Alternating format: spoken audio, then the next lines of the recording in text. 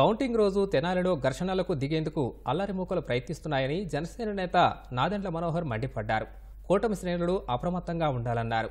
ఎవరు గొడవలకు దిగినా వెంటనే అధికారులు పోలీసుల దృష్టికి తీసుకెళ్లాలని సూచించారు. ఎన్నికల సందర్భంగా రేపు కౌంటింగ్ జరుగుతున్న పరిణామంలో ఆధారం చేసుకుని కొంతమంది అల్లరిమూకలు కొన్ని ప్రాంతాల్లో అలజడి సృష్టించడానికి ప్రయత్నం చేస్తున్నారని పోలీసు వర్గాలు నా దృష్టికి తీసుకొచ్చాయి. ఎందుకంటే తెనాల్లో మనకి ఎప్పుడు గతంలో ఇటువంటి సంఘటనలు లేవు. ఒక ప్రశాంతమైన వాతావరణంలో ప్రజల తీర్పుని గౌరవించుకునే విధంగా మనందరం కూడా కలిసికట్టుగా మన ప్రాంత అభివృద్ధి కోసం, మన ప్రజల శ్రేయస్సు కోసం ఈ ప్రాంతం మరొకసారి అపూర్వ వైభవం తీసుకొచ్చే విధంగా మనందరం కృషి చేద్దాం తప్ప అనవసరమైన కొంతమంది ఆలోచనల మేరకు ఇక్కడున్న ఒక ప్రశాంతమైన వాతావరణం చెడగొట్టడానికి వాళ్ళు చేస్తున్న ప్రయత్నాన్ని మీరందరూ కూడా తిప్పికొట్టాలి.